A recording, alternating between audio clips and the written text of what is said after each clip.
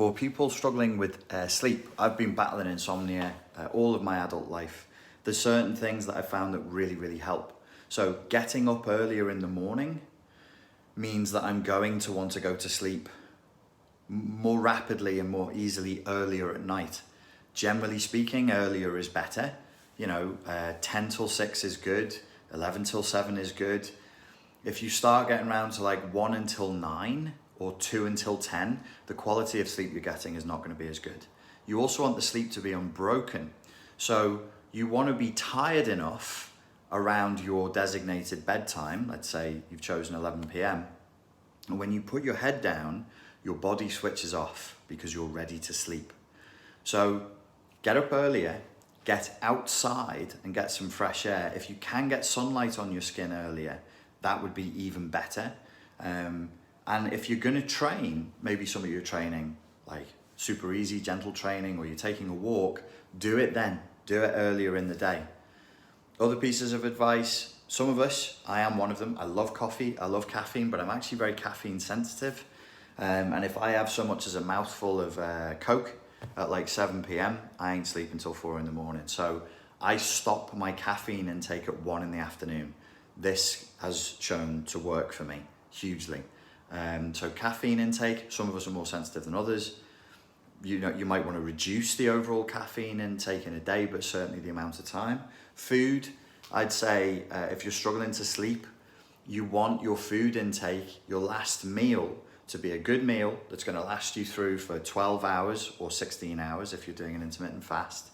But you want to have eaten it and put the fork down 4 hours before your designated bedtime, which means that if it's 11 o'clock at night, you should have put the fork down, you should have prepared your meal at 6:30 and stopped eating at 7.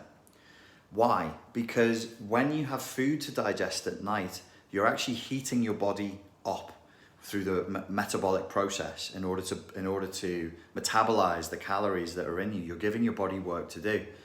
In order to sleep fully and deeply, you want your body to go into hibernation, which means your core body temperature needs to cool. To that extent, some people give advice to say actually take a bath later at night so that when you get out of the bath and let your body cool, you've got a better chance of sleeping. I don't think that that's necessary or particularly useful, but the principle is worth remembering. So another thing when we're getting towards bedtime, if you're really struggling, your designated bedtime, let's say for example it's 11, what you do in that last 45 minutes is really important. No phones, no laptops, no TVs, no heavy external stimuli with light, because your body is perceiving that as sunlight and it's keeping you stimulated, it's keeping you awake. If I was struggling and I really wanted to sleep, I'd open the windows and I'd sit in a room that was either dark or just had a candle in it, and I would do some deep breathing, some meditation exercises. I'd let my body cool down, I'd let my mind cool down. You can do meditation, you can do the deep breathing, or you can just sit there and stare at the wall and dissociate. This is powerful for people with insomnia. You just sit there and you just think about nothing. You just like, what are you doing? Nothing, I'm just sat here. And you just go and stare at the wall. You could do meditation, you do deep breathing, you can just dissociate. With half light for the last 30, 40 minutes that you're awake, you want to let your body know, you want to let the inner caveman, inner cavewoman know it's nighttime. This half light is sunset. We're about to go full dark, and that's it, it's done. So violence and stimulation and drama on the TV that's spiking adrenaline and cortisol levels, high amounts of highly salted, highly sugared, high calorie, low nutrition food. Even I've watched people drink Diet Coke at 8 p.m. and then complain to me that they can't sleep. And I'm like, well, you've just drunk a load of caffeine. What do you think? Last thing is alcohol. Some of us don't process alcohol very well, and it really disturbs our sleep. I think it's scientifically proven that with certain types of alcohol, like wine, some of us have a very low tolerance for the sulfites in the wine. For me personally, if I drank a glass of red wine at night, again, it would be the same as drinking 2 cans of Red Bull. My heart rate pumps and I'm very adrenalized. So it's learning yourself, it's learning your body. Nighttime means you need to cut off from active beta brainwave state. You want to start bringing those, actually beta brainwave state isn't too bad as you're starting to come down into the sleep, the last 45 minutes.